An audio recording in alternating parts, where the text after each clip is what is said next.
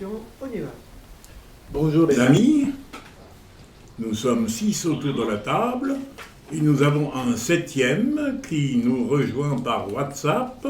Bonjour Sylvain, si je ne me trompe, tu te trouves à Dallas, c'est bien ça? C'est exact. Voilà. Il fait froid. Et il fait froid. Bon, Voilà. ben, ici il commence à pleuvoir, voilà. Ah, ok. Mais nous allons faire avec, après tout, nous sommes à l'abri.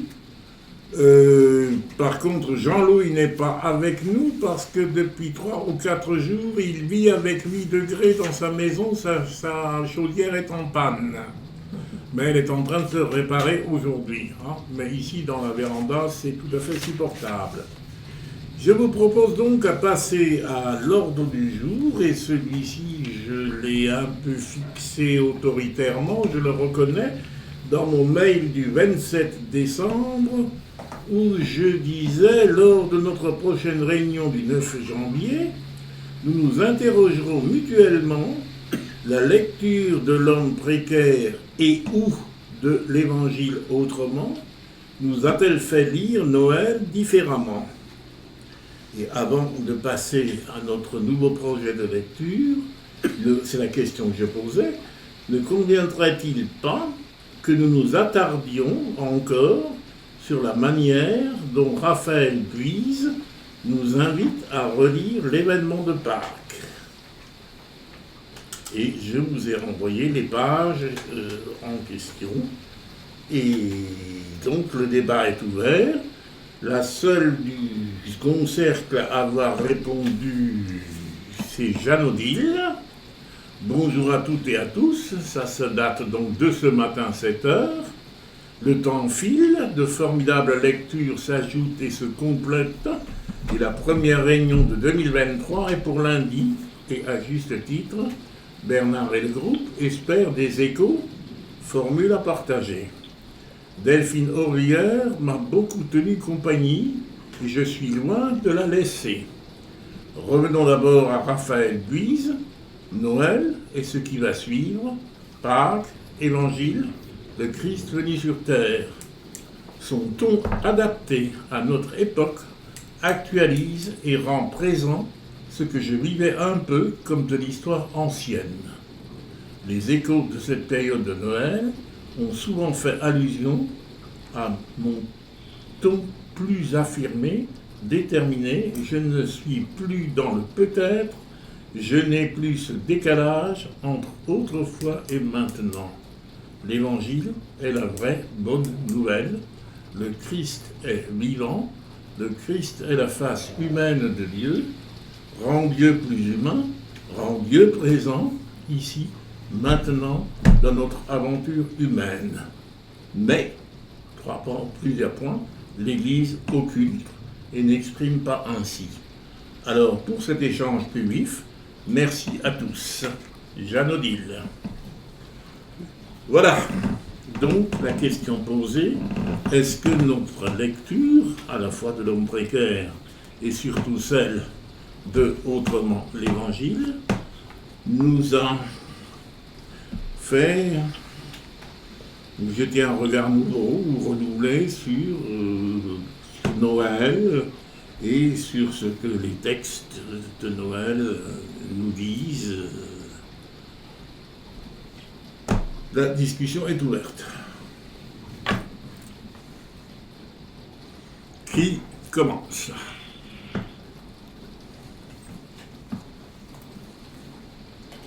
Moi, je veux bien commencer.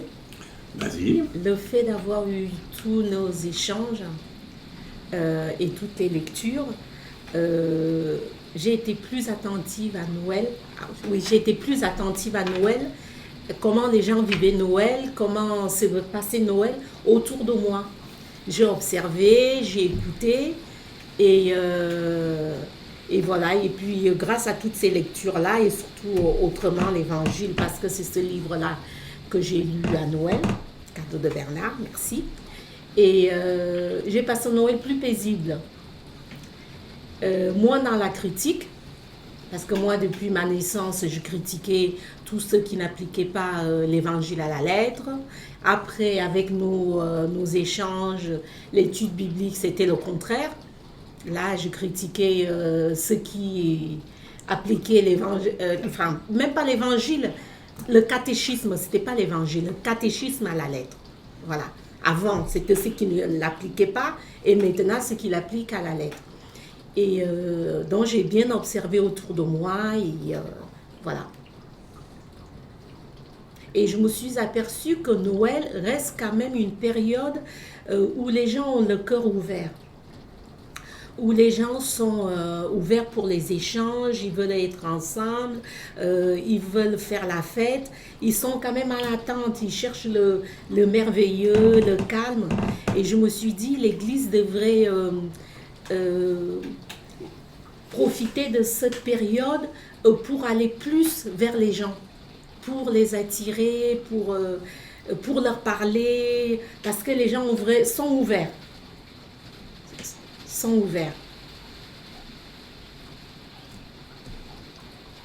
Et Noël reste quand même merveilleux, même ceux qui ne vont pas à l'église, ils attendent quand même du merveille, de la beauté, les lumières.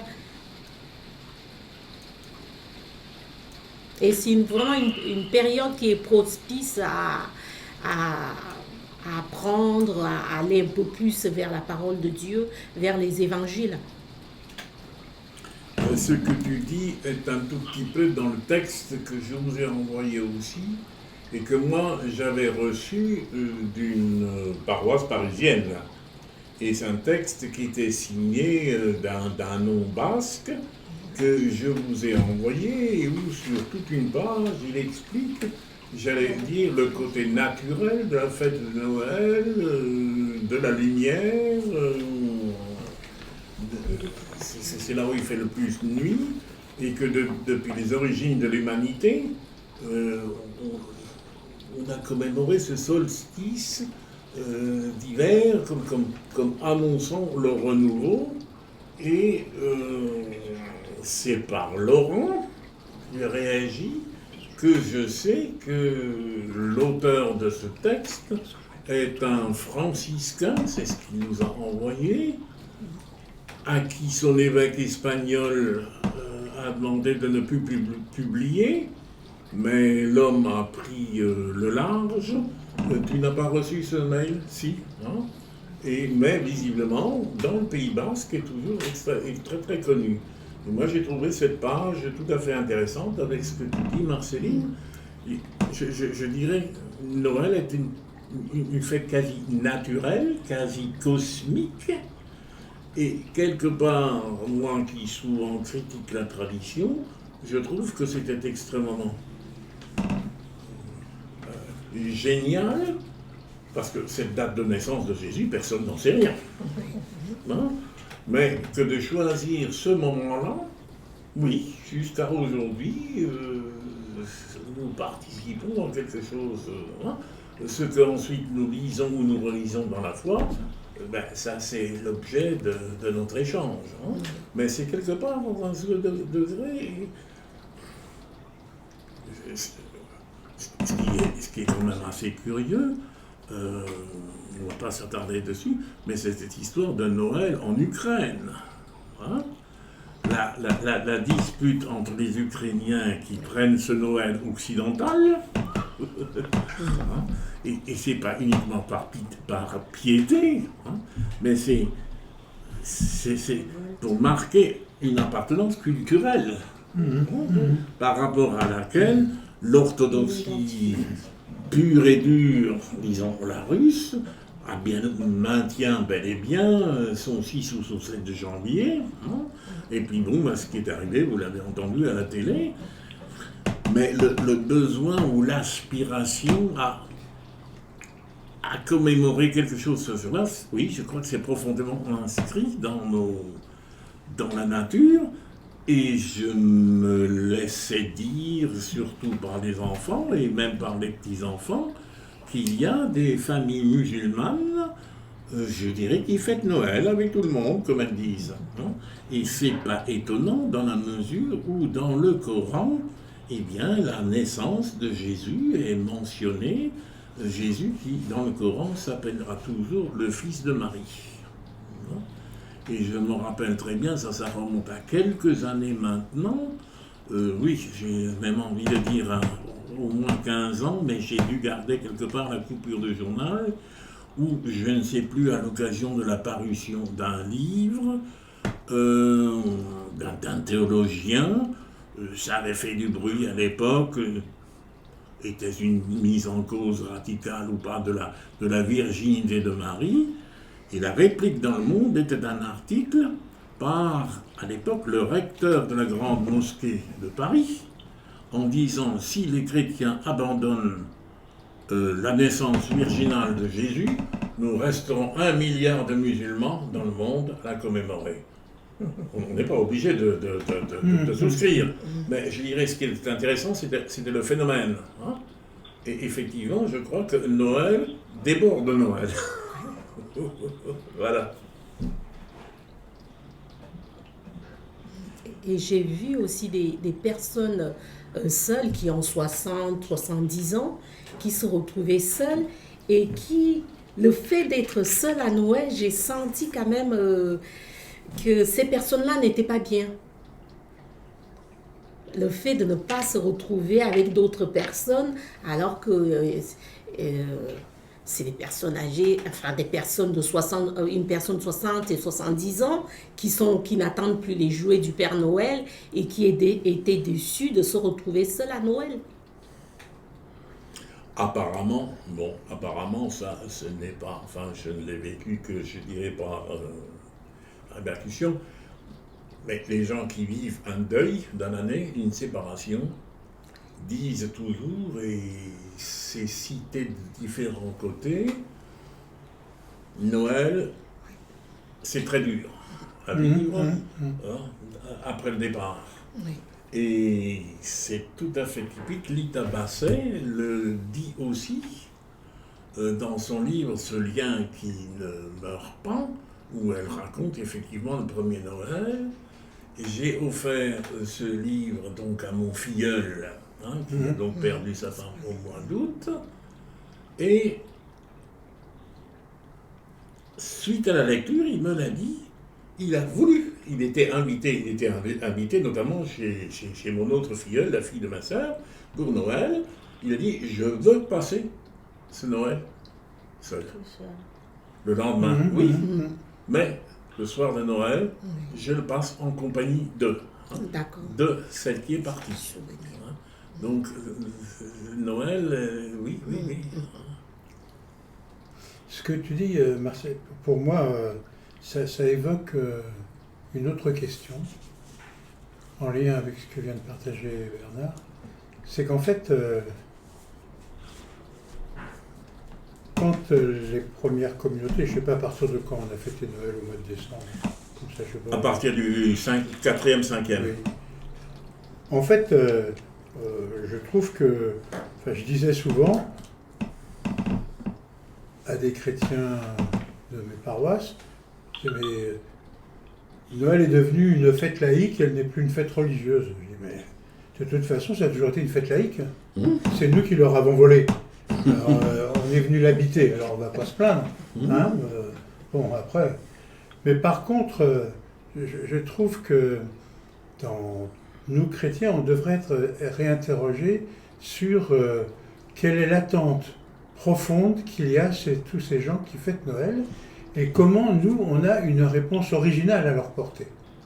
Et ça, je trouve que c'est, pour faire un lien avec ce que dit Buys, c'est par rapport à la résurrection. Enfin, comment on est toujours des témoins qui disent que l'amour est plus fort que la mort. Voilà. Et je trouve qu'à travers toute la culture qui est quand même plus ou moins mortifère aujourd'hui, autour de nous, comment on peut être témoin que l'amour est plus fort que la mort. Et moi, ça me réinterroge beaucoup, tu vois, à partir de ce que tu dis, en disant, on est en train de vouloir placer encore une fois la charrue avant les bœufs, c'est-à-dire que on va créer des liturgies, on va recréer des processions, mais quel était le sens original quand les chrétiens se sont mis en route pour créer cela. Alors qu'aujourd'hui, on est en train de vouloir faire revivre des situations historiques qui n'ont plus de sens, mais on n'est pas capable de retrouver un sens aux attentes des gens de notre temps. Et c'est là où on est en train de perdre de notre crédibilité. Peu importe qui est les mages ou les rois mages. Mais qu'est-ce qu'il y avait derrière quand la communauté chrétienne commençait à dire les plus petits, comme les bergers, ou les plus grands, sont venus rendre hommage à celui-là qui est vivant et étoile pour nos vies. C'est ça la question. Pour les plus petits et pour les plus grands. Et on a perdu un peu cette sensibilité au sens, quoi. Qu'est-ce qu'on veut dire, nous chrétiens, quand on est en train de faire tel ou tel truc? Est-ce que c'est pour remplir la maison? Ou est-ce que c'est pour donner un souffle de vie à des gens qui cherchent quelque part à respirer, et à respirer autrement? Voilà, je trouve que c'est... Voilà, pour moi... Autrement, pour reprendre un peu la question là, que tu posais au début, je n'avais jamais pensé, vraiment, alors là, je suis nul, mais je reconnais devant tous mon humble limite. À mon avis, t'es pas le seul. C'est vrai. Non, t'es en bonne compagnie. C'est dommage parce que j'aurais préféré, j'aurais été original. Mais non. Mais je n'avais jamais pensé au fait que l'on avait construit tout cela pour donner de l'importance aux personnages que l'on allait suivre par la suite. Tu vois, mais vraiment, je dis tiens, il y a ça, ou il y a ça, et bon d'accord. On m'a fait gober tellement de trucs que j'étais prêt à gober celui-là compris. Hein. Mais là, vraiment, je trouve que c'est intéressant comme type de lecture, quoi. Parce que c'était quelqu'un d'important dans nos vies, il fallait qu'il ait une naissance importante. Voilà. Un peu extra. Oui, ça m'a remis sur cette démarche profonde qu'on a depuis le début. Hein, c'est comment l'homme est le visage de ce Dieu qui se révèle à nous à travers le plus profond de l'humanité. C'est... Voilà. Je me tais. Non, mais... C'est pas mal pour un nul, quand même.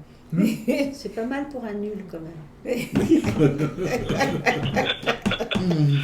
Quelqu'un qui se croit. Non, mais ça remet en cause des choses profondes. Hein. C'est vrai que j'ai pas vécu cette critique fondamentale, quoi. Parce qu'en fait, en vivant cette critique fondamentale, c'était vouloir instaurer à l'histoire un espèce de statut à cette histoire qui je pense qu'il n'a rien d'historique. Je pense qu'on l'a créé, on l'a faite, c'est de la poésie qu'on a faite autour de l'histoire. On a fait de la poésie pour donner de l'importance comme un amoureux fait un poème à sa dulcinée ou à son dulciné pour lui dire je veux mettre en avant ton amour et du coup les feuilles mortes, les machins, les tout ça et ceci, ça devient pour l'instant oui, après on verra. Mais voilà, c'est... Hein, voilà. On a déjà En tout évoqué... cas, oui, Sylvain? En tout cas, pour moi, ce que je voulais souligner, c'est que cette irruption de Jésus dans nos vies, indépendamment de tout ce qui a été ajouté autour pour nous signifier une naissance extraordinaire, bon, ça ne pouvait pas être autrement. On ne pouvait pas imaginer Jésus dans la dimension qu'il avait prise, qu'il soit simplement humain comme nous. Hein, c'est pourquoi on entend souvent des gens dire que c'est Dieu lui-même qui est venu parmi nous. Donc, en fait, quand je regarde tout ça, cette irruption de Jésus, comme je disais, qui vient parmi nous, en naissant comme un enfant, hein, donc pose, de mon point de vue, les bases d'une nouvelle naissance.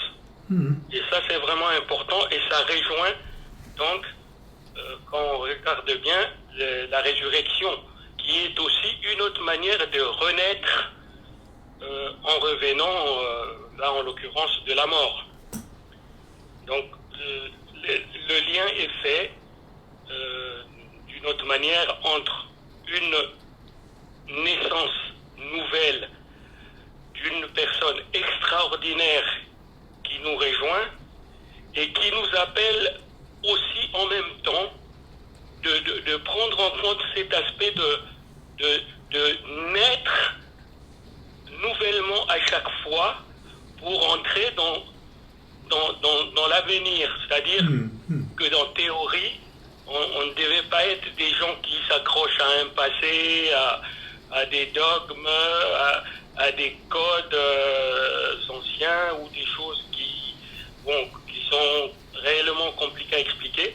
Mais en fait, si on avait cette idée que je retrouve aussi chez Raphaël Ruiz, de se tourner vers l'avenir et d'être en mouvement en même temps, comme on l'a souvent répété dans notre groupe, dans les échanges qu'on a eus précédemment, et donc considérant que là, cette idée de nouvelle naissance qui nous est promis là, en fait, ça demande qu'on puisse installer ces Jésus dans nos cœurs. Pour ce que disait Jean-Philippe, on puisse mettre en avant l'amour des dieux, ces choses-là, la solidarité, la fraternité et tout ce qu'on peut imaginer, qui fait que si on est en droit de fêter Noël, c'est ces choses-là en fait qu'on met en avant. L'amour des uns pour les autres. Voilà, ça me paraît important. Pour prendre un tout petit peu le contre-pied de la manière dont tu formulais là, il y a une ou deux phrases, c'est en disant ce que tu nous dis, intérieurement, mon réflexe est devenu celui-ci. Dans la vie, en fait, Noël est aussi le rappel que c'est dans cette vie-là que les choses se jouent. Et non pas dans un avenir, ni dans un passé, ni...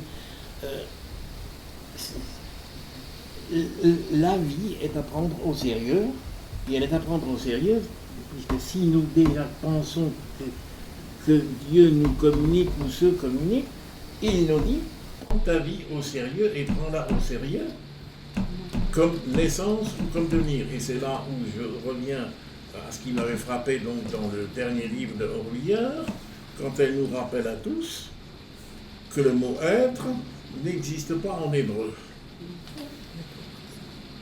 Où l'on peut dire j'ai été, où l'on peut dire je serai, mais où on ne peut pas dire je suis, tout comme on ne peut pas dire je ne suis pas.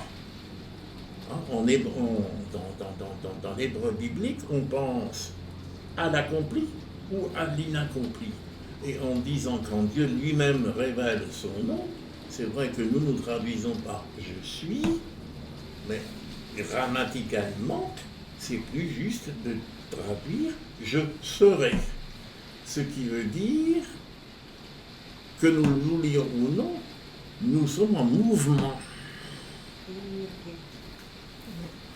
Alors, où nous sommes en train de devenir, ou nous sommes en train de régresser.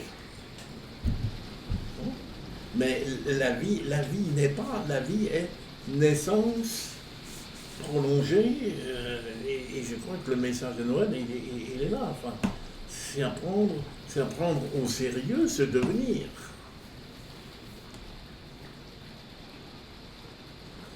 Ce que je suis, à la limite, peu importe. Ce qui importe, c'est ce que je suis en train de devenir. Dans Duis, il y a quelque chose qui revient souvent, en filigrane, je crois, je ne sais pas. Je cherche, mais parce que je ne sais pas pourquoi. C'est ose ce que tu es. Deviens ce que tu es. Deviens ce que tu es. Hein, c'est, le ose étant un futur, quoi. Ose, deviens ce que tu es, quoi.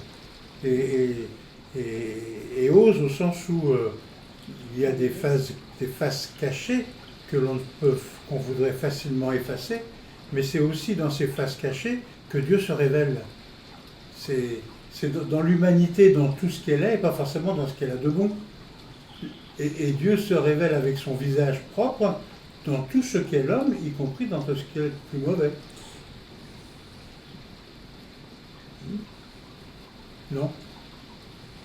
C'est un peu difficile, hein? Un peu. Oui. Ah, déjà, il pleut. Non. Oui, en plus, oui. Hein. Non, je veux dire par là que, sous prétexte de morale,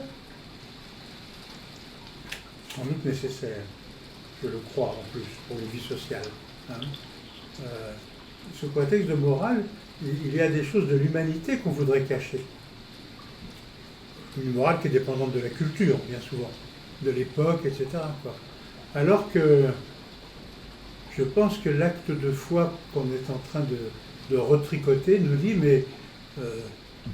mais construis ta vie même avec ce qu'il y a de plus trouble en toi. N'efface pas ce qui est trouble. De toute façon, ça reviendra. Alors, mais fais avec. Et construis ta vie avec ce qui est trouble. Et ça, je trouve qu'on ne l'entend pas souvent, ça. Et ce qui est trouble, vient le confesser et repart tout neuf. C'est pas toujours facile de repartir tout neuf, c'est même impossible. Alors.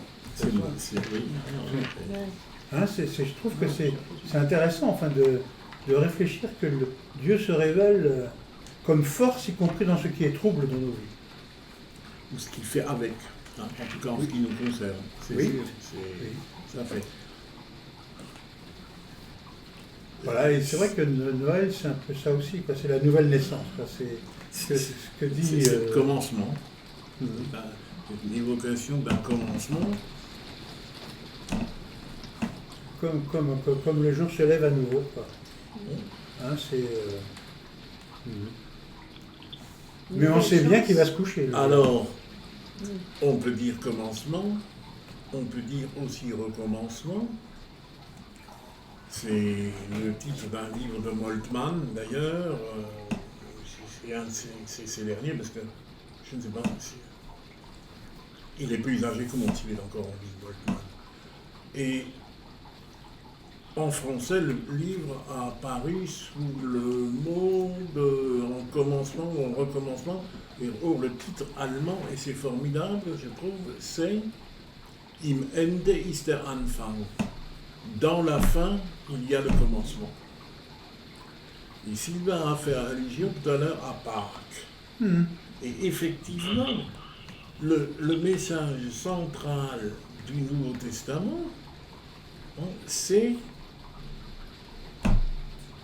il a été mis à mort, ça, mais aujourd'hui pour nous il est vivant. Et s'il est vivant, s'il est devenu celui qui aujourd'hui, alors c'est là où on arrive aux images, est assis à côté de Dieu. Est-il assis, est-il debout, est-il couché, hein? Mais peu importe, mais dans les représentations, d'ailleurs jusqu'à aujourd'hui, je fais allusion par exemple, pourquoi n'est-elle pas aussi repartie, à la présidente de l'Union européenne, enfin la secrétaire, quand elle a rendu visite à M. Erdogan, il y avait des fauteuils pour tout le monde, pareil, il y avait une chaise. Ce qui veut bien dire...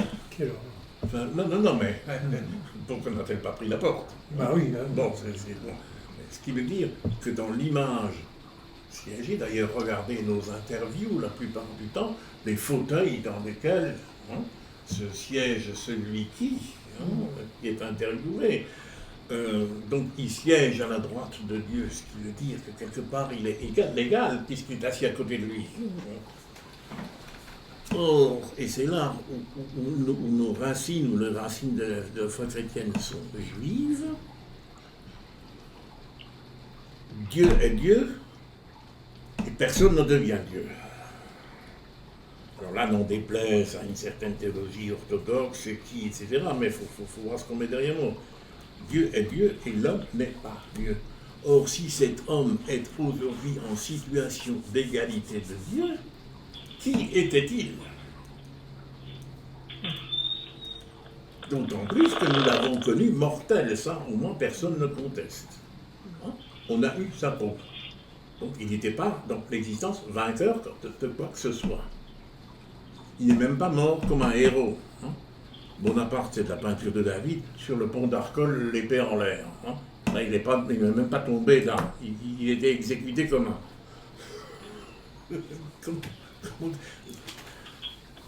comme un rien du tout. C'est-à-dire, je veux dire, c'était la punition de l'esclave. Bon. Donc, s'il est aujourd'hui ce qu'il est, c'est-à-dire celui à qui on donne le nom de Kurios, s'il est aujourd'hui le Seigneur, depuis quand?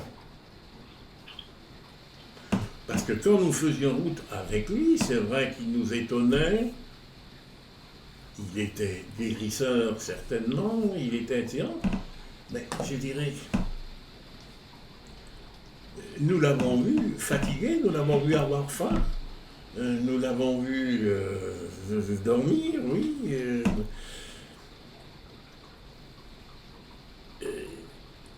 Ce que nous croyons aujourd'hui qu'il est n'était pas visible pendant qu'il était avec nous. D'où la question, d'où vient-il? Et les textes d'évangile que nous avons aujourd'hui, et d'ailleurs nous n'en avons que deux, hein, nous n'avons que Matthieu et Luc, l'évangile le plus ancien, Marc, ne parle pas de la naissance. L'évangile de Marc commence au baptême de Jésus, où l'on dit que Jésus a conscience d'être investi par l'Esprit. Et dans l'évangile qu'on va lire dimanche prochain, emprunté à Jean, où Jean dit « j'ai vu ». Dans l'évangile de Jean, le baptême de Jésus n'est pas raconté, mais c'est Jean qui dit « j'ai vu l'Esprit descendre sur lui ». Là aussi, ça commence au baptême. Et c'est beaucoup, enfin longtemps, c'est la génération suivante qui a commencé par s'interroger sur ses tout débuts. Dans un premier temps, il est ce qu'il est, en tout cas, c'est manifesté dès le baptême. Ah oui, mais dans le baptême, il dit qu'il y avait aux environs de 30 ans, c'est-à-dire en fait c'était un adulte. Qu'est-ce qu'il était avant? Ben oui, on n'en sait rien. Alors, oui, il y a des souvenirs, mais les souvenirs de qui? Nos textes datent de la 3e génération, c'est-à-dire des gens qui n'ont physiquement pas connu Jésus. Paul se désintéresse totalement de Noël, disant simplement il est né d'une femme. Après, on comprend que le monde. C'est une chance déjà.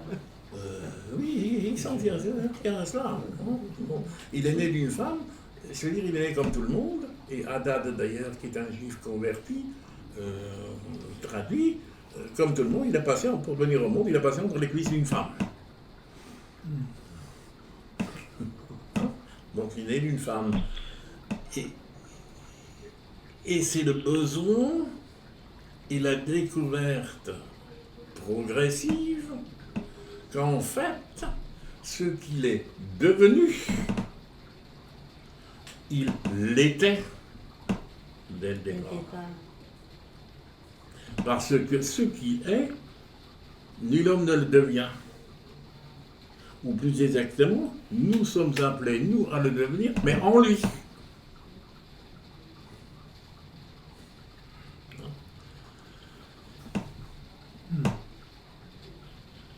Et Noël, c'est ce retour. Ce que nous croyons qu'il est aujourd'hui, il l'a toujours été.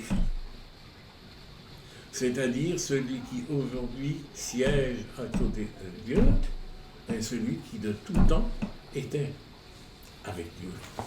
Ou tourné vers Dieu, au commencement était le Verbe. Et le Verbe était tourné vers Dieu et était Dieu. Bon, donc, Jean ne raconte pas Noël, mais Jean raconte l'identité et une identité qui précède. Et c'est là où, ça on l'a évoqué la dernière fois, et notamment toi tu l'as souligné, Jean-Philippe, je me rappelle, c'est là où il y a un certain risque à notre folklore, que par ailleurs j'aime bien, puisque vous avez à la fois un sapin, puis vous avez ici une petite crèche minuscule, vous en avez une devant les yeux aussi, mais c'est là où le merveilleux la poésie par laquelle il faut passer, parce qu'on ne peut pas faire autrement, mais il ne faut pas que la poésie aux hommes merveilleux nous cache ce qui est derrière. Le sens. Et la question qui est derrière tout ce récit de Noël, c'est qui était-il? Ou qui est-il? Et vous, qui dites-vous que je suis? En tout cas, il dégage tellement une puissance extraordinaire dans ses faits et gestes, dans sa parole, que finalement, il n'était pas superflu, ou il n'était pas tout à fait aberrant que les gens puissent imaginer, en fin de compte, que c'était quelqu'un qui est peut-être né dans d'autres conditions, qui soit pas humaine. Ben oui. Mais en fin de compte, aujourd'hui, si on traduit ces textes-là dans n'importe quelle langue, je pense que dans les temps où on vit aujourd'hui, il est difficile de faire passer certaines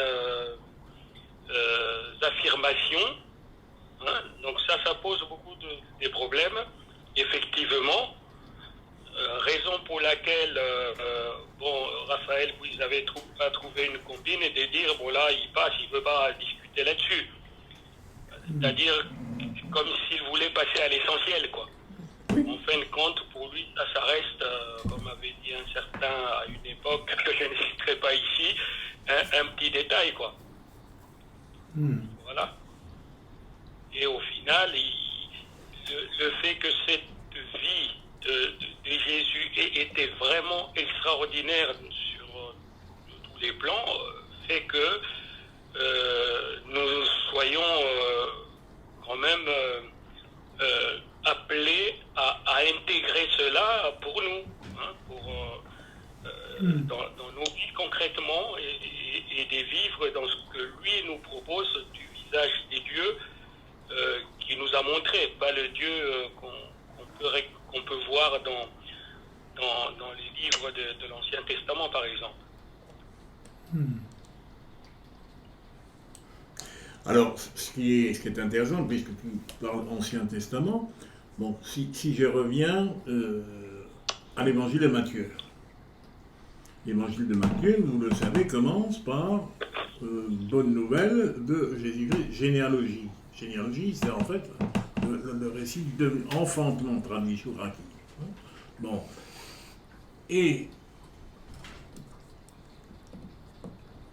cette liste généalogique, qui, curieusement d'ailleurs, n'est pas tout à fait la même que chez Luc, où il y a des personnages qu'on ne connaît pas par ailleurs et d'autres où leur présence nous étonne, ben, la finalité est de nous dire cet enfant qui naît prend à son compte toute cette histoire-là, où il est le fruit de cette histoire-là. C'est-à-dire, quelque part, il n'est pas un commencement absolu, il est l'enfant d'une promesse. Et alors, c'est tout à fait intéressant dans la mesure où, dans la généalogie de Matthieu, elle remonte à Abraham. Abraham engendra Isaac, Isaac engendra Jacob, Jacob engendra Judas et Luc va placer cette généalogie après le baptême de Jésus, si vous avez de regarder. Et la généalogie dans Luc ne remonte pas simplement à Abraham, elle remonte à Adam, c'est-à-dire à toute l'humanité. Donc ce que le texte, sous des apparences de merveilleux, veut nous dire, qui est-il? Il est en lui la présence de Dieu à travers l'histoire. Il est le fils d'une promesse, et et dans sa personne, il incarne, il humanise cette promesse, devient quelqu'un. Hein. La promesse du Dieu avec nous.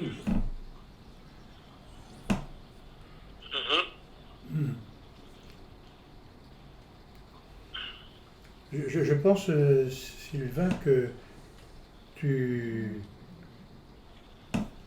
soulèves plusieurs questions, et en même temps que tu soulèves les questions, tu soulèves les réponses. C'est pour ça que c'est intéressant. C'est-à-dire que, enfin, je sais pas bien, ouais. Tu viens mettre le cafouillage dans mes idées là. C'est intéressant. Oui. Parce que je trouve que, comment te dire, en même temps il est extraordinaire cet homme, et en même temps il est ordinaire. Ah oui. Et c'est par cet extraordinaire et cet ordinaire qu'il rejoint nos vies qui sont extraordinaires et ordinaires en même temps. Tu vois, je pense à une interview que j'ai entendue ce matin, là, ou ce midi en venant d'ailleurs, sur des gens qui racontaient un peu un exil, comment ils étaient en exil, c'était sur France Inter, l'exil, etc. Et la journaliste dit, mais vous racontez l'exil de cette femme qui a vécu en dehors de son pays, mais est-ce que vous, il vous est arrivé d'être en exil aussi? Est-ce que vous avez vécu cette expérience? Peu importe la réponse de la journaliste, mais ce que te vient de dire Sylvain me fait dire, mais finalement, cette naissance de Jésus fait que nos naissances ou nos renaissances sont toujours un peu des moments hors du commun et des moments tellement communs. Et nos vies familiales, nos vies historiques en tant que telles, elles ont aussi quelque chose qui est quelque chose de divin quelque part, au sens où c'est là que Dieu nous a placés, les uns et les autres. C'est là que nous avons commencé à le rencontrer, même si on ne nous en a pas parlé tout de suite, mais la rencontre de la vie, c'est déjà un peu la rencontre du souffle de Dieu dans nos vies. Et nous aussi, on a eu quelque part la rencontre des mages, des gens qui nous ont aidés à vivre, qui nous ont permis de résister, qui nous ont permis d'exister, quoi.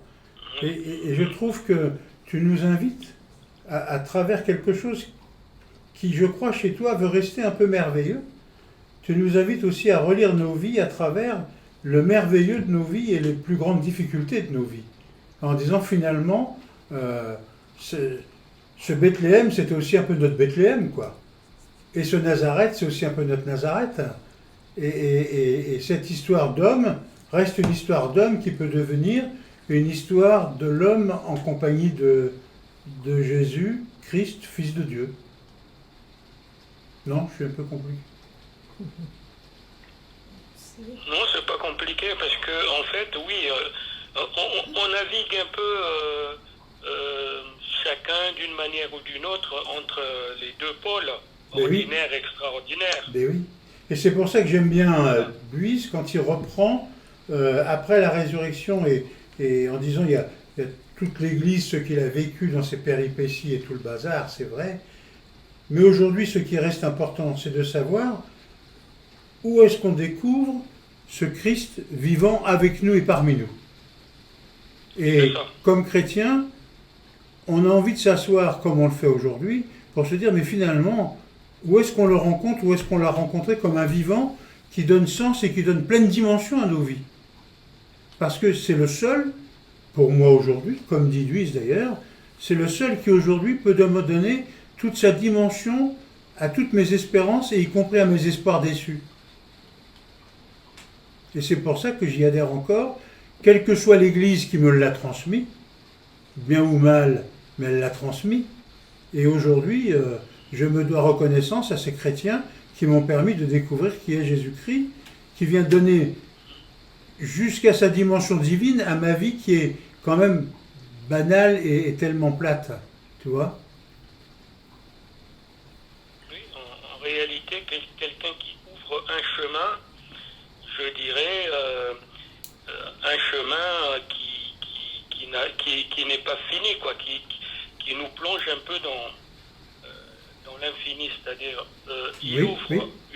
une porte, et là, toute la perspective est devant nous, en réalité, et il n'y a rien de fermé, il y a rien de Et comment nous, dans nos rencontres, figé. comment dans nos rencontres de la personne, enfin, chaque rencontre est un peu ce pain quotidien qui nous fait vivre, hein, comment dans nos rencontres, Oui. on ouvre des chemins à ceux que nous rencontrons. Comment on met en acte cette parole de Jésus qui dit « Je suis chemin, vérité et vie », tu vois.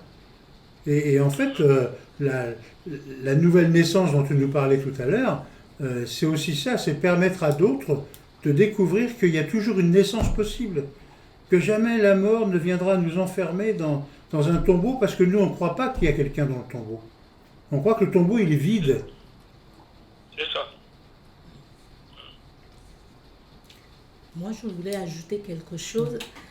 Quand j'étais enfant, on avait eu au catéchisme un peu libre cours pour préparer Noël, la naissance de l'enfant Jésus.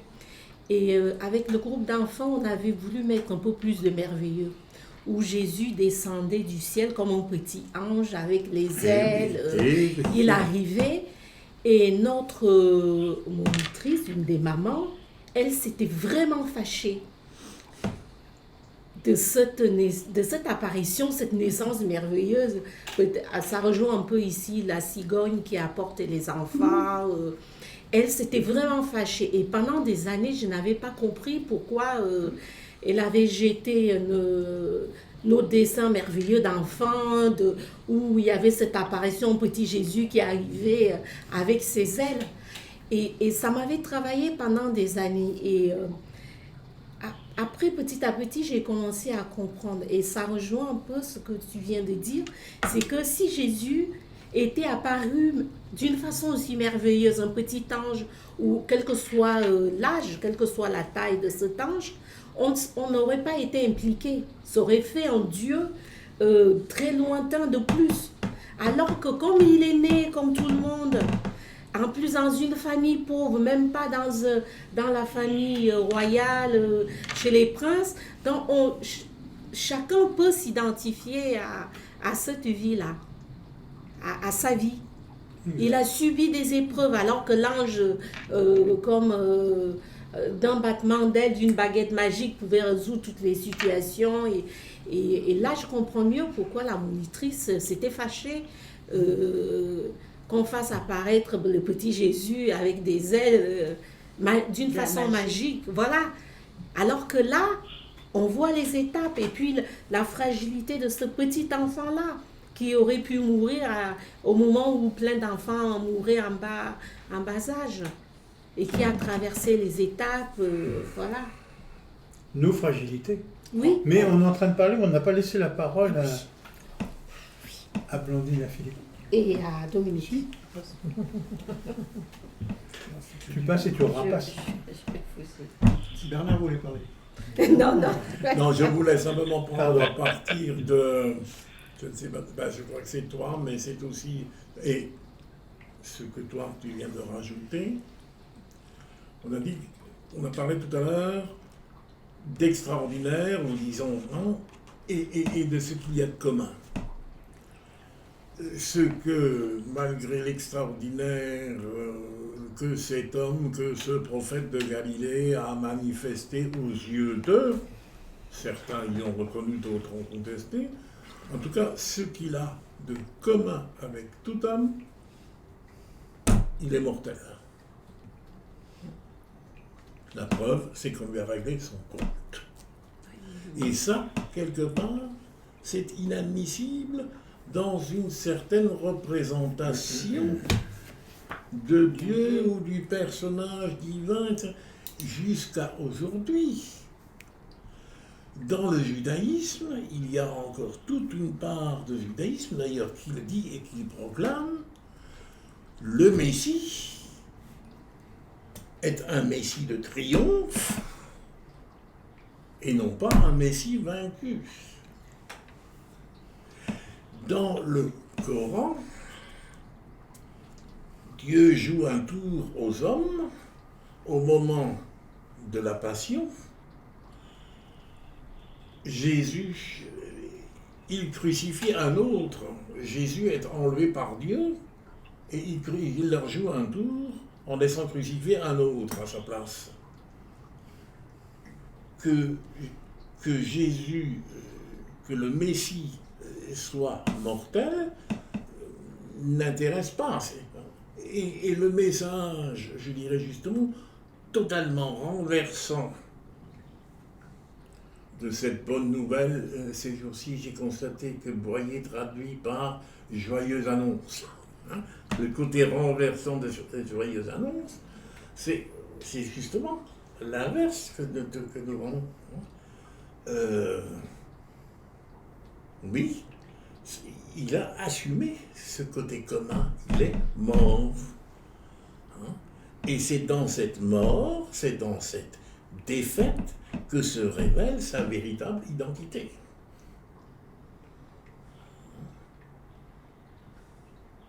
Donc c'est là tout le... Entre ce qu'il y a de commun et ce qu'il y a d'extraordinaire. Le commun, oui, voilà. Et l'extraordinaire, c'est que dans ce commun se manifestait, alors non pas un Dieu, mais un Fils de Dieu, et que dans notre commun à nous se manifeste quelqu'un qui nous accompagne. Tu te rends compte, c'est la... Mais il faut à tout prix qu'on laisse ça parler. Mais ce que... Il y a Dominique aussi. Mais ce qui à partir de phrases banales qu'on est en train de dire, enfin banales, excuse-moi Bernard, banales au sens où c'est que l'on dit comme ça au détour du chemin. Hein. Si tu veux, je suis en train de me rendre compte de ce que ça veut dire quand Jean dit, fait dire à Jésus, qui m'a vu, a vu le Père. Jésus dit que le Père n'est pas différent de lui. Et donc, on a quand même toute une imagerie théologique qu'il faut qu'on remette bien en place, parce que l'imagerie théologique qu'on nous a transmise, enfin, il ne faudrait pas que je dise ça, en même temps, à laquelle j'ai adhéré, c'est autre chose. C'est de dire quand même, il y a Dieu qui regarde toute l'humanité, son Fils qui est venu nous dire, oui c'est vrai, il y a le Père, mais le Père est bien au-dessus de moi, et le Père, et nanana, et nanana. Hein, et on a encore toute une hiérarchie, alors que cette humanité que Jésus revêt, elle compromet tout autant le Père que le Fils. Et quand est-ce que Jean dit, dans quel contexte dit-il ce qu'il dit, qui m'a vu a vu le Père? Oui. Après l'avant vécu. Ben oui. D'un Dieu serviteur. Le Père serviteur tout autant que, alors qu'on a une image de Dieu triomphant qui peut tout. Oui. Ah ben, alors l'image de Dieu que nous avons, et ça on l'a vu avec l'homme précaire de notre Père, apprends-nous à prier. Jésus nous apprend une prière extrêmement sobre, où dès la deuxième génération ou la troisième, nous croyons obligés de rajouter délivre-nous du mal. À toi la puissance, à toi la gloire, parce qu'évidemment, et je dirais quelque part, nos récits de l'enfance tiennent de cela. Nous confortent en ça. C'est pas possible qu'il soit né comme tout le monde. Hein? Donc il faut... Alors tu fais allusion à la bonne dame qui se fâche. Ben oui, mais alors... Oui, mais je dirais, bon, quelque part, bon, elle s'est fâchée ou elle a fait semblant, peu importe. Mais quelque part, elle avait raison en ce sens. Bon. Quelque part, par rapport aux images de puissance, c'est-à-dire si Dieu est Dieu, hein, ça peut être que Jésus, c'est trop simple. Donc, quelque part, nos récits sont une espèce de concession à notre infirmité qui n'accepte pas de ne pas savoir. Et là où ça devient intéressant, c'est les évangiles apocryphes. Et si tu m'y fais penser, par rapport à la bonne dame, parce que qu'est-ce que dans le fameux évangile apocryphe de Jacques, ou attribué à Jacques, comment se passe la naissance? Eh bien, ils sont à Bethléem et subitement la pièce est illuminée de lumière et le petit Jésus, il est là. Non, c'est en toute lettre. Hein, bon. Et il est là. Et à ce moment-là, d'ailleurs, Joseph appelle une sage-femme et lui raconte que, et la sage-femme ne le croit pas, il va mettre le doigt où il ne faut pas, et quand elle retire la main est lépreuse, et le premier miracle du bébé Jésus, c'est de guérir la sage-femme qui ne croyait pas au miracle de sa naissance. Et ça va donner lieu, dans l'histoire de l'Église, à un dogme qui dit que Marie est vierge avant, pendant et après. Eh oui. Bon, Hein? excuse-nous. Donc du merveilleux, quelque part, nous ne voulons pas nous en passer. Oui. Et nos évangiles de la foi sont quasiment une concession à notre besoin. C'est merveilleux. Hein? Oui. Donc maintenant, je me tais. Je dis trop.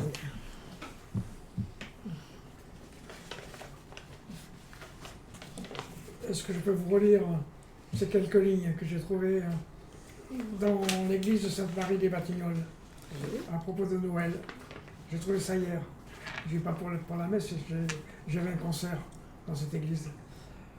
Je relis le numéro 4. Il y a 4 paragraphes qui s'intitule « Peuple fidèle ».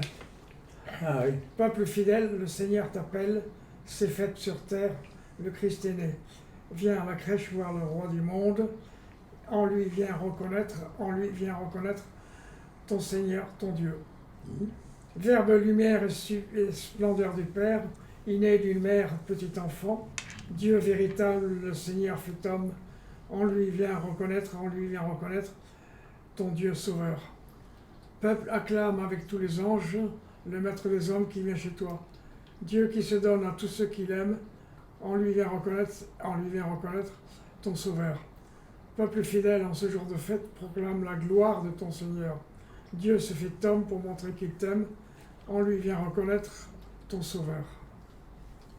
Voilà un extrait de ce texte que j'ai trouvé hier par hasard. Et qui a lu cantique, qui est le au peuple fidèle. Au peuple fidèle. Oui, bien sûr. Oui. Adeste fideles. Ah oui. Aujourd'hui s'est levée la lumière, c'est la lumière du Seigneur. Elle dépassera les frontières, elle habitera tous les cœurs. Que la steppe exulte et fleurisse, qu'elle éclate en cris de joie. Au pays de la soif, l'eau a jailli et se répand. Je passe au numéro 3. C'est lui qui vient pour nous sauver.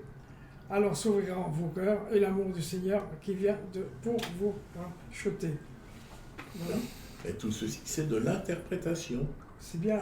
Et le tort que nous avons, c'est de vouloir faire de ça la réalité passée ou vécue. Ça, c'est notre interprétation. Et je dirais, cette interprétation est défendable. C'est ça que ça veut dire. Mais c'est pas parce que ça veut dire ça que c'est comme ça que ça s'est passé. Voilà ce que j'ai évité, puisque j'ai évité tout ce qui est passé autour de Noël. Oui. Je ne voulais pas vivre Noël. Donc par hasard, je l'ai trouvé hier, avant-hier. Donc ça m'a pas réconforté, mais j'ai dit, tiens, il y en a qui croient qu'il y a Noël qui est là. J'en fais partie. J'en fais partie. Ah bon. Même si de la crèche, je n'en crois pas un traître mot. Ah tiens, ah oui. Ah bon. Ben, ça me console alors, merci. Hein? Parce que... Ben oui. Parce que, comment dire autrement? Comment dire autrement? Mes mots sont des images. Mais oui. Mais il ne faut pas que je confonde la réalité avec mes images. Et c'est là où je trouve Buise formidable, et c'était la deuxième partie de ma question, et on est en plein temps. La manière dont il nous décrit la prise de conscience de la résurrection, moi j'ai trouvé extraordinaire, hein, parce que je dirais, je vis sur l'interprétation des grands exégètes. Cuvillier, si ça vous intéresse évidemment, c'est la version savante, avec débat théologique. Le récit de Pâques est-il un mythe? Et évidemment, dans ce que l'universitaire ou le linguiste met sous le mot mythe, c'est évident que c'est un mythe.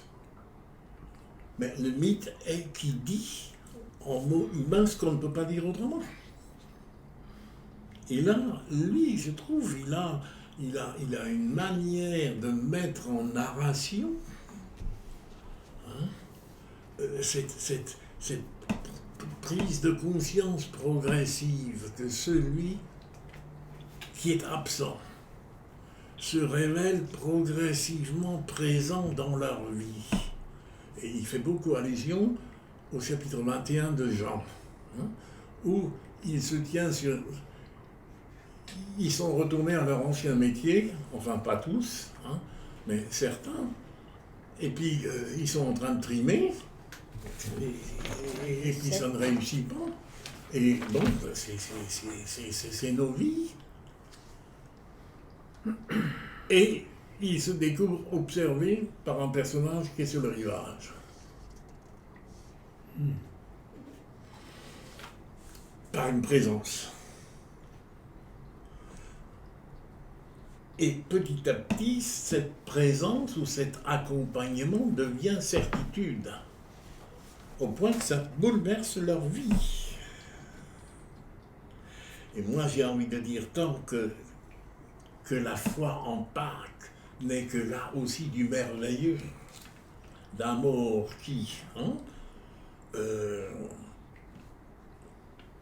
là, je ne sais plus qui aussi dit, la résurrection, ça ne commence à nous parler qu'au fond du tunnel. Ça me fait penser à Eric Emmanuel Schmitt, quand il décrit dans son... C'est totalement un livre, c'est pas qu'un chapitre, je crois. La nuit étoilée. Ça vous dit quelque chose, non? Oui. Hein? Il décrit son expérience de Dieu. Oui, quand la il nuit s'endort, de feu, voilà. Hein? Quand il est perdu dans le... Oui, alors qu'il est dans le désert. Oui. Il s'endort dans le regard. Et je trouve que il a trouvé la poésie, le langage poétique, pour raconter cette histoire de rencontre extraordinaire qu'il ne peut pas expliquer autrement et qu'il dit avec des mots de poésie. Ben oui. Hein, je trouve que c'est ça en fait. Tu feras plaisir à Jeanne Odile quand elle nous écoutera, parce que pour elle aussi, le regard, elle en garde un merveilleux souvenir. De temps en temps, elle m'envoie des photos. Ah oui. Et c'est d'ailleurs moi aussi, ça évoque quelque chose d'assez extraordinaire. Alors, je n'ai pas vécu ce que vécu Emmanuel Schmitt. Moi, je vous ai dit, mon regard reste les pieds pendant dans le vide et la mouche qui vient se balader. Et pour la première fois de ma vie, je parle à une mouche. Ah ouais. Parce qu'à 50 km à ronde, on est les deux seuls êtres vivants. Attention, hein. Mais l'expérience de présence, et ça, Lita Basset le raconte aussi, cette expérience de présence, dit-elle, tout le monde, à un moment donné ou un autre, on réalise quelque chose. Nous n'avons pas le privilège de cette expérience. Notre privilège est simplement de croire que nous pouvons mettre un nom dessus. Hein? Et aujourd'hui, ce qui est formidable, tu as fait tout à fait allusion à Anne Hensel, cette mort dont effectivement on ne parlait plus jusqu'à une époque relativement récente. En ce moment, regardez YouTube, alors on parle des expériences de mort. Je dirais, il y a 50, 60 ans, on citait encore, je ne sais plus quel homme savant qui avait dit, au bout de mon scalpel, je n'ai jamais découvert une âme. Ben, écoutez Cyrulnik, écoutez les neuropsychiatres d'aujourd'hui. Hein, écoutez, alors, simplement une spiritualité présente, une présence, sauf que nous la nommons. Mais je crois que le seul privilège, c'est celui-ci. Hein. Mais cette présence est effective. Et c'est là où je rejoins d'ailleurs, c'est un texte que Laurent nous a envoyé sur alors cette présence, bon, j'admets tout à fait qu'aujourd'hui, certains préfèrent le mot énergie. Présence, énergie, vie ou vivant.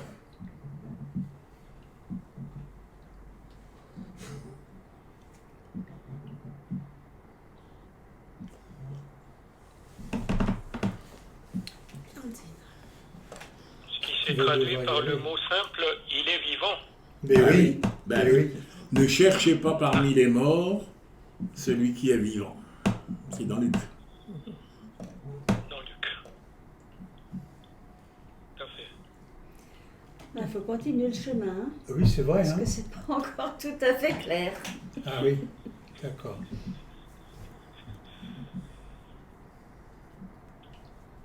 Il y a quand même des grosses zones mystérieuses encore. Mais est-ce que ces zones mystérieuses ne s'éclairent pas aussi par nos expériences de vie? Et quelquefois, je crois, on ne sait pas comment nommer ces expériences de vie.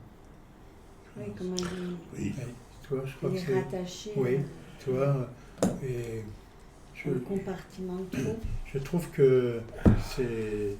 Duys dit bien les choses quand il parle de ces... Ils m'ont ouvert leurs portes pour être à leur table, ils m'ont ouvert leur vie, ils m'ont ouvert leur histoire, et je l'ai vu vivant. Hein, il y a quelque chose quasiment comme ça quand il parle de l'église à laquelle il croit. Vous êtes allé jusqu'au bout? On n'a pas été jusqu'au Ah, c'est dommage. Ah, C'est dommage. Honnêtement, c'est dommage. bout. Mais on va y aller. Oui, non, mais je trouve qu'il a un souffle qui est étonnant. Moi, j'ai envie de lui dire, mais quand il explique pourquoi il n'a pas quitté l'église, et qu'en même temps, il y a une église à laquelle il rêve, quand il dit qu'il ne croit pas que l'église catholique pourra se relever de ce qu'elle traverse aujourd'hui. Ça, il dit, je ne vois pas comment ça pourrait se faire, mais je sais qu'il peut naître une autre église à côté, que les églises de petites communautés où des gens prennent le temps de se raconter comment ils l'ont vu vivant, quoi. En fait, l'expérience d'après la résurrection, hein. ben oui. C'est ça. Hein. Et il dit, voilà, on a sacralisé, on a mis dans ce pain et ce vin, je croyais que c'était une source et on en a fait des objets matériels qui n'ont plus aucun sens. Enfin, pour moi, je ne dis pas qu'ils n'ont plus aucun sens, c'est moi qui le dis. Hein, mais je trouve que ce gars, je serais son évêque, que j'aurais un peu des soucis en me disant, s'il dit ça un peu partout, il va vider les endroits où il y a encore du monde, quoi, pour qu'ils aillent ailleurs. Ah, c'est la question que je vous ai dit. C'est la question que moi, je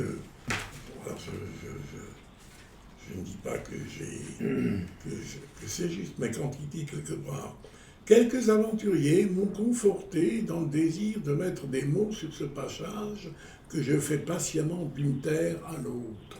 Le passage, c'est son livre. Hein. Je pense à José Antonio Pagola. Donc ça, c'est visiblement le groupe de lecture de notre ami Laurent qui en figure là-dessus. Dans sa lumineuse approche historique, à la recherche exégétique de Daniel Marguerat. Vous connaissez tous maintenant, aux écrits de John Selby Spohn, ça c'est être honnête avec Dieu, au livre audacieux de Joseph Moy, à la liberté de Jacques Noyer. Alors sur les 6, c'est les deux que je ne connais pas, Jacques Noyer. Jacques Noyer, c'est l'ancien évêque de... un ancien évêque de Troyes, je crois. De Laurence Freeman, dans son approche méditative de l'Évangile, et à tant d'autres, moins connus, et pour certains amis très proches, qui n'aimeraient pas être cités ici. Et moi, j'ai ajouté, s'agirait-il de son évêque?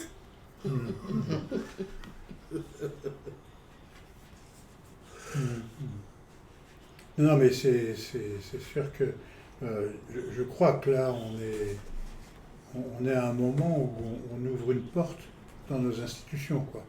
parce que je ne sais pas ce qu'il en est de vos églises, mais moi, faisant ce parcours avec vous, qui existait bien précédemment, mais que j'avais osé faire taire, le problème, il est quand même là. Hein, parce qu'il faut être conforme à l'image, parce qu'on a pris la responsabilité de transmettre et le message et l'image en même temps. Hein, il y a des choses que je ne peux plus supporter, enfin que je ne peux plus voir. Quoi. C'est clair, c'est clair. Je voulais vous lire un passage. Il y avait un deuxième passage que je ne retrouve pas, mais je pense que c'est important de commencer par ce passage-là où il dit malgré tout ce que j'écris ici, je crois toujours. Et je n'ai que ça, je n'ai pas autre chose. Voilà. Et malgré tout ce que j'ai dit dans ce livre, mais je crois toujours en Dieu, à Jésus. Et j'ai pas autre chose, même si je mets ce que nous on appelle notre catéchisme en doute.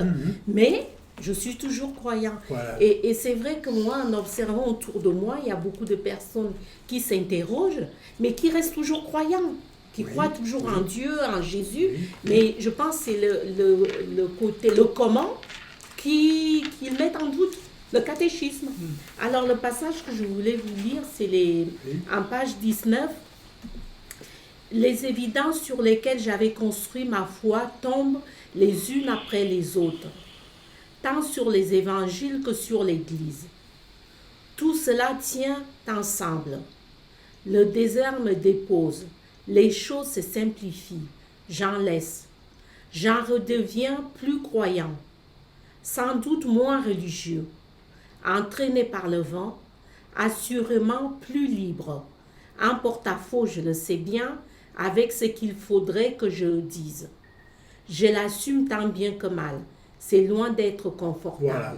Moi, je peux signer des deux mains. Oui. Et il dit plus loin, attention, j'ai dit tout ça, mais je reste croyant. Voilà. Je crois à tout ce qu'on m'a appris. Oui, c'est pas incompatible. Oui, voilà. Ouais. Par exemple... En filigrane, on voit ce qu'on a pu avoir dans les mains, les livres de tous les auteurs qu'on a lus là. Oui. Barlow, et puis Didier Travier et Raphaël Bouise, en filigrane du message que vient de lire Marceline. Ben oui.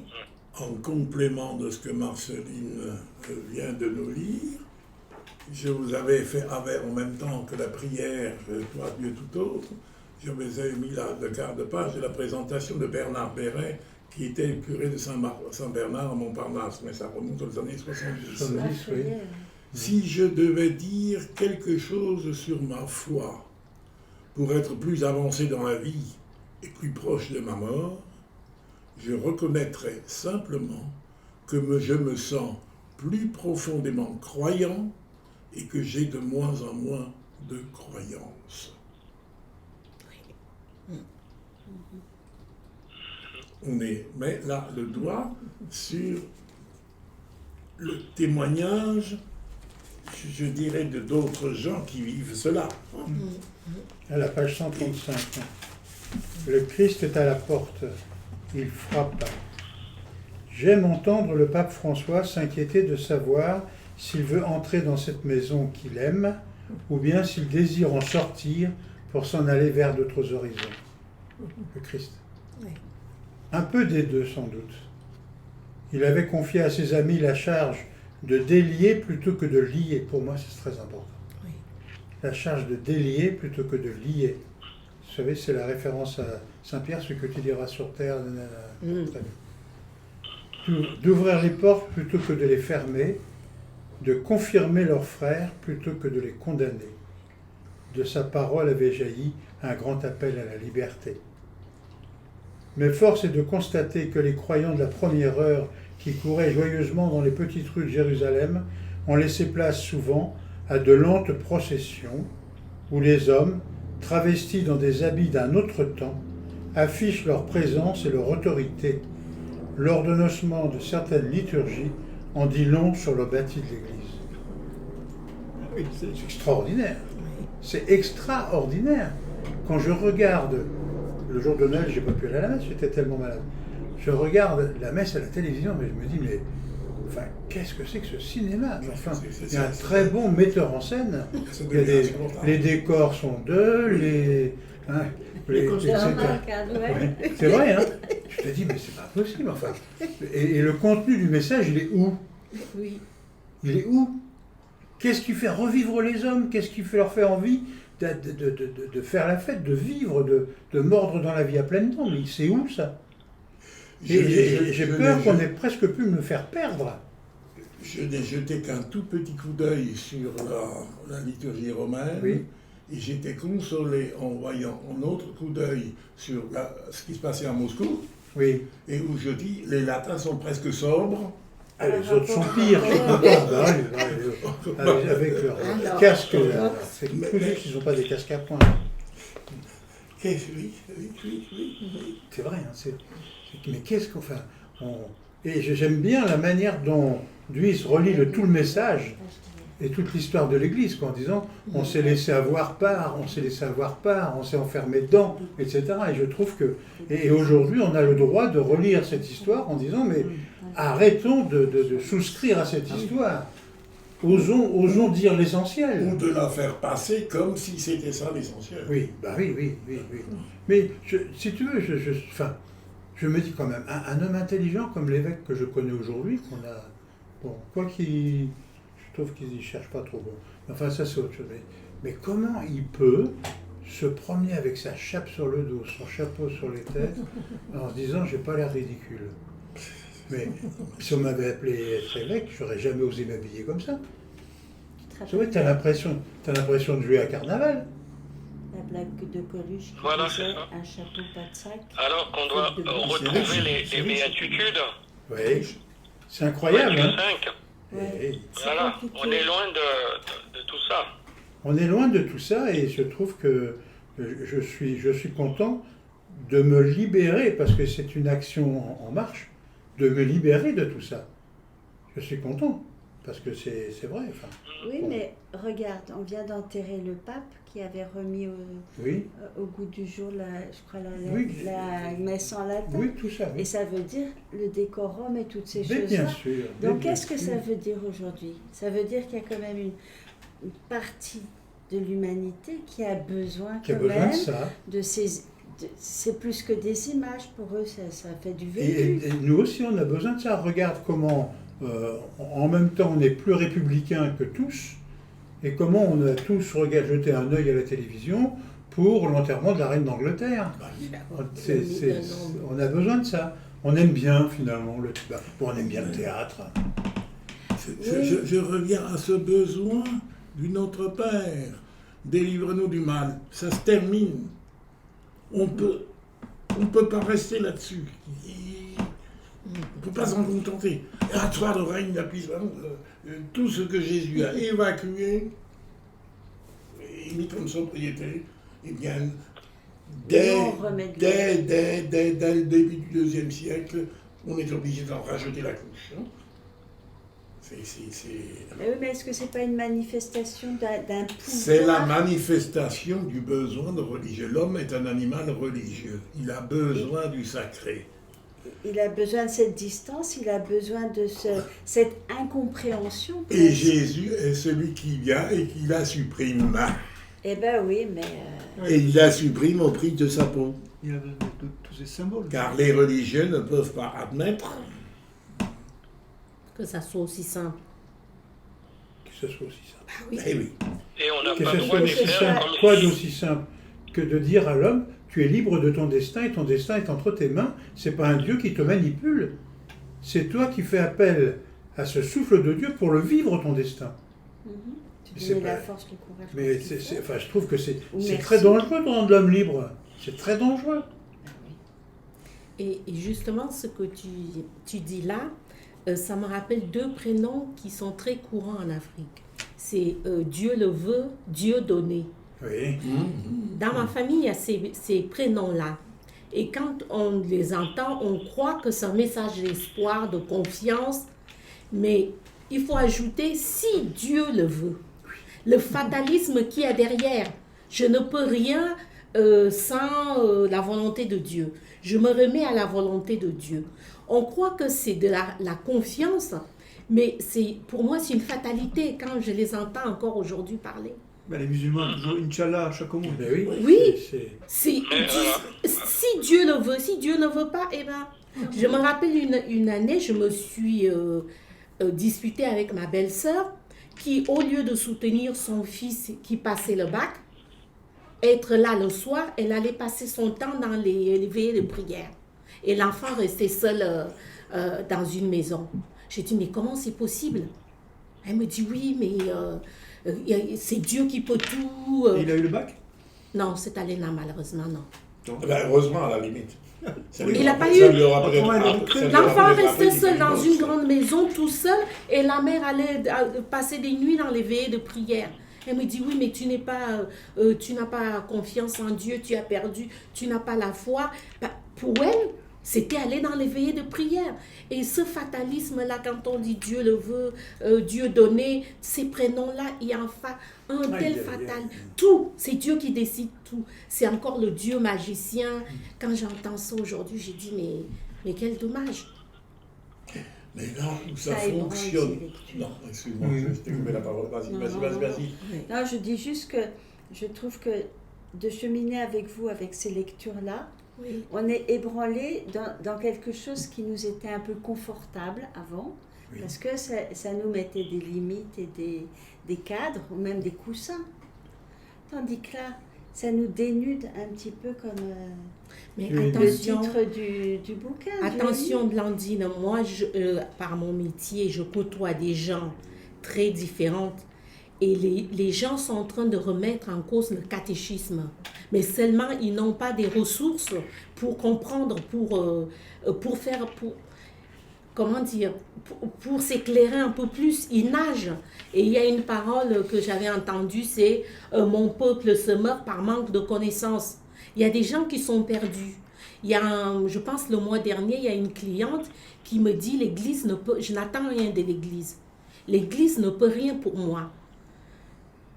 Qu'est-ce qu'on peut répondre à ça? Après, je me suis demandé, mais quel est le projet de l'église? L'église en général, hein, pas l'église Marne-la-Vallée.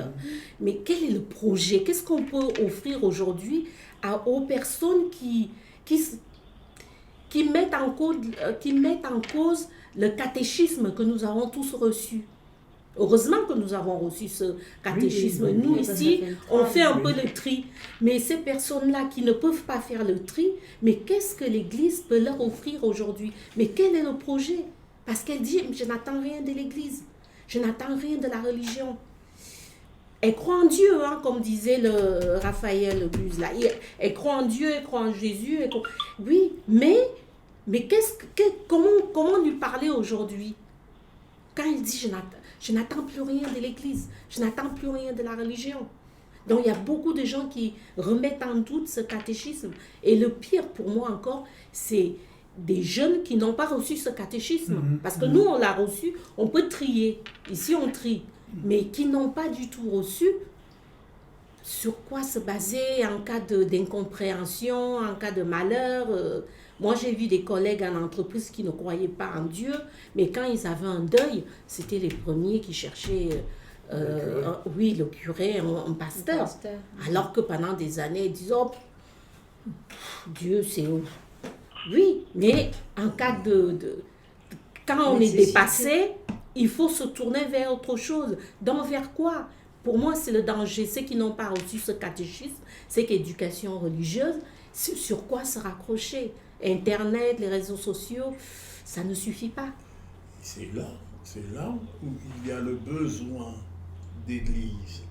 Sauf pas dans les formes Oui, qui appartiennent à un temps,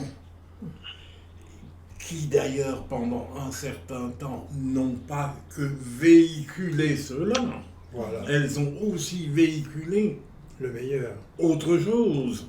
Mais le temps et le bouleversement radical de la vie, de la société, de l'histoire, fait que ce message ancien n'est plus perceptible. Et où peut-il renaître, sinon, excusez-moi, dans des petits groupes On va pas se faire passer Le comme religieux, modèle. D'ailleurs, on va Mais en tout cas, c'est d'ailleurs l'un des points pour lesquels l'Église, encore dans ce moment charnière où vraiment je sens que ça c'est en train de basculer, a tout intérêt à revoir la manière dont on fait, je dirais, entre guillemets, les prédications, les sermons, Ah oui, tout ça. oui, Parce oui, qu'il ah oui. ne faut pas oublier que parmi l'Assemblée, les gens qui viennent dans nos temples ou dans nos églises ou dans des lieux de prière, la plupart n'ont pas une culture religieuse, je vais dire ça avec des guillemets, des gens qui ont des bases, en quelque sorte, pour suivre tout ça. Et là, je trouve que l'Église n'a pas pu se munir des outils, comme nous on est en train d'en avoir ici, une boîte à outils.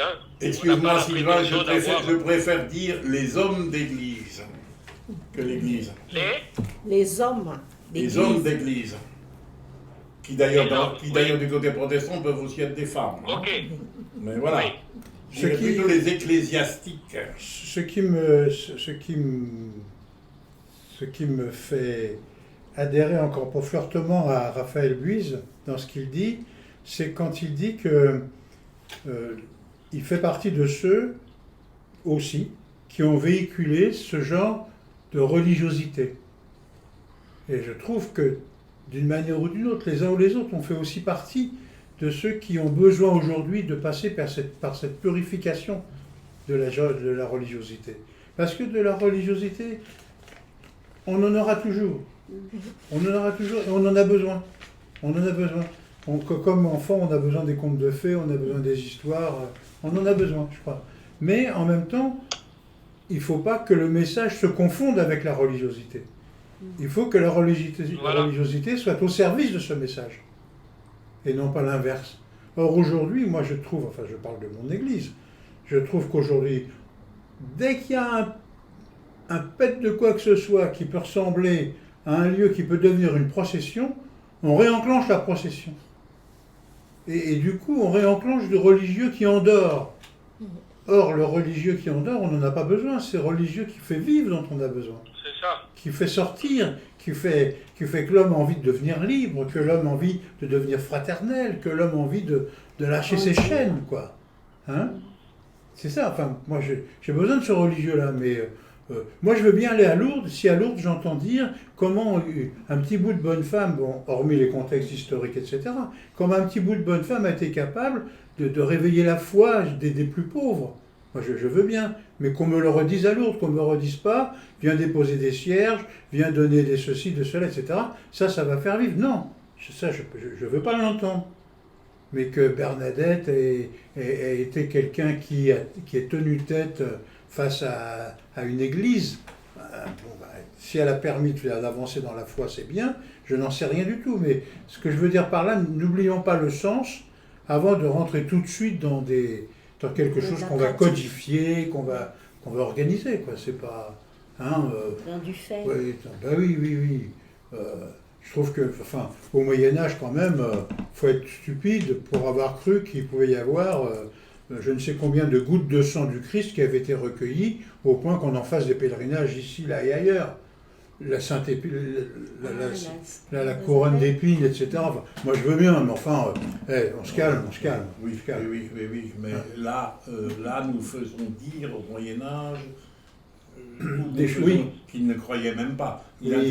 Bon, disons, les historiens disent, au Moyen-Âge, la question de la véracité ne se pose pas. La question se pose, est-ce que ça fonctionne? Voilà. Et comme les guérisons ou les trucs fonctionnaient, bon, bah, c'est ok. Là où j'en veux par contre aujourd'hui, rappelez-vous le cirque de l'incendie de Notre-Dame, avec le miracle qui a fait que les reliques n'ont pas été touchées par l'incendie. Alors là... on est tous dans l'interprétation. Là, ça devient... Bon. Quelle heure est-il, Philippe? Nous sommes depuis... Je crois que ça fait 1h20. Ça, 1h30. 1h30. On va s'arrêter. Bon, alors, je dirais, je reviens à la question que je vous avais déjà posée dans mon mail. Et le tour de table d'aujourd'hui me semble pousser à cette proposition. Ne faut-il pas encore passer une séance pour permettre à tout le monde d'aller au bout de ce Avec les institutions. Moi, je conseille. de l'Église. Oui, oui, oui. Moi, je le conseille. Et vraiment bien. C'est d'aller jusqu'au bout pour que chacun puisse. Et encore une fois, on a d'une part un homme qui témoigne de son cheminement.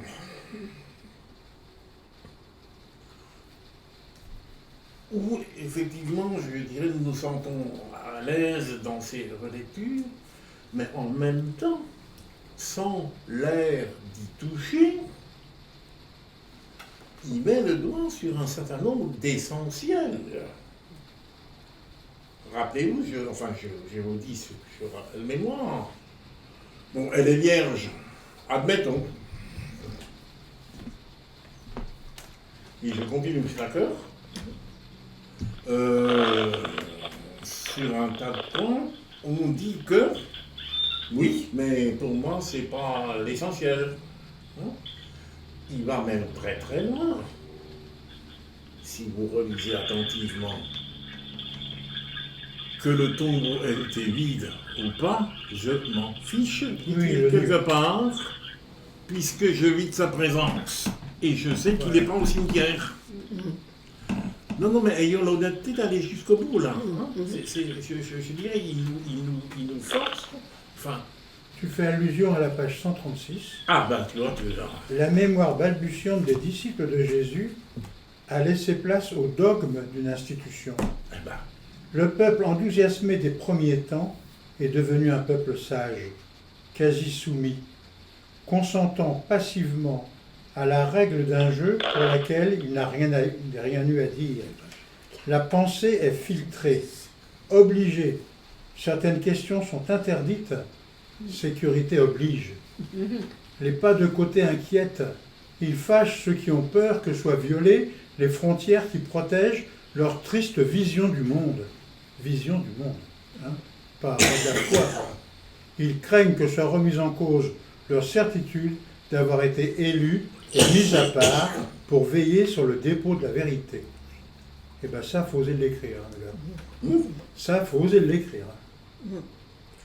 Donc, petite conclusion, le 23, on revient avant d'aller plus loin. Je crois que ça vaut la peine que tout le monde... Le 23 janvier. Le 23 janvier, oui, c'est dans 15 jours. Je serai là, oui. Dans 15 jours. Oui. Parce que ce serait dommage de passer trop vite. Il y a là une nourriture qu'il ne faut pas expédier trop vite. Donc, je conclus, je ne sais pas si nous pouvons ou pas passer la musique de Sylvain. En tout cas, pour nous, premier cercle, Françoise nous a préparé un gâteau des rois. Donc, mais ça, le deuxième cercle... Je crois que je vais prendre la part de Sylvain. On ne peut que leur donner envie. Voilà. C'est moi qui vais manger la part de Sylvain. Les amis, Pas de problème. au revoir et à bientôt. Allez, au revoir. Au revoir. Au revoir, Sylvain. Au revoir. Au revoir, Et Sylvain. merci bien d'avoir Bonne pris année. tout ce temps là, alors que tu viens juste de poser ton pied aux Amériques. T'es arrivé ce matin, hein? Non. À Ah Dallas. bon? Oui, Ah oui, oui, d'accord. il y est depuis décembre. Oh là là, oui, d'accord.